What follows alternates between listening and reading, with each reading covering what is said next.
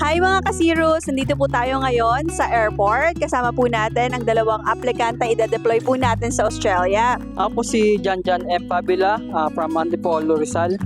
So, ang maging work po sa Australia ay isang metal fabricator. Ako po si Luisito Kakayan from Caloocan. Ang magiging work ko po sa Australia ay metal fabricator. Describe nyo nga po sa amin yung work experience nyo or kung may experience din ba kayo local and abroad or first timer po ba tayo? Ako po ay galing sa Japan for 5 years as a metal fabricator. Ako po ay isang welder, galing din po ng Japan tulad niya as a welder. Okay mga sir, tell us po yung application journey ninyo sa Zeros and paano kayo tinulungan ni Zeros po sa application ninyo? Una po, tinulungan po nila kami para makakuha ng employer na kukuha sa amin para mag-abroad. So, yung buong process naman po, smooth po regarding po sa mga questioning, nag-assist po sila agad, nagre-reply po sila agad. Kami po ay tinulungan ng Zeros Global about sa mga papers namin. Hindi po kami pinabayaan. Kung mayroong problema, kami ay tinutulungan agad nila. Mga sir, give us a tip or yung importanteng tip na pwede nyo ibahagi sa mga viewers natin, no? Na aspiring applicant din po, na kagaya ninyo. Para sa akin, makinig lang kayo sa sasabihin ng processing, coordinator at yung ibang staff pa ng Zeros. So, para sa akin naman po, sa mga masiselect po na natulungan ng Zeros Global na makuha na ng employer, huwag kayong matakot. Kung matagal man ang proseso, hindi po kayo pababayaan ng Zeros Global.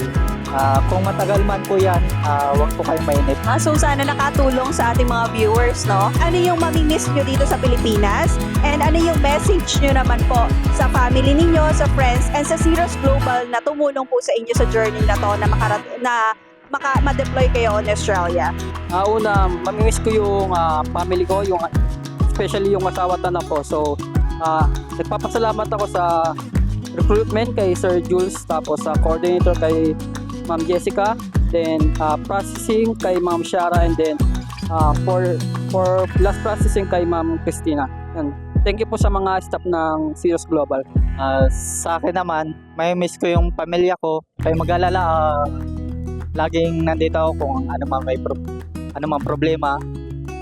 Nagpapasalamat din po ako sa lahat ng crew ng Zeros Global sa pagtulong nila sa amin.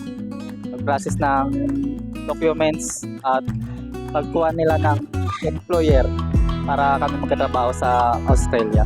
So again sir, maraming salamat po sa pagtitiwala na binigay niyo po na of course mag-apply kayo at kami yung mag-process po sa inyo. Okay, so ako nga po pala si Jessica. Ako po yung nag-invite sa kanila, no, para ma-interview sila ni Out of Town since yun ay face-to-face interview po, no, and by trade test po yung mga yon. So yung journey ko sa kanila bilang isang recruiter, actually ang mga candidate po natin na to ay mabilis po mag-comply, no, ng mga kung ano yung mga instruction na binigay po namin sa kanila, sinusunod talaga po nila. So yun yung maganda sa mga candidates po natin, yung marunong pong sumunod sa instruction para mas mapabilis yung journey nila or yung application nila.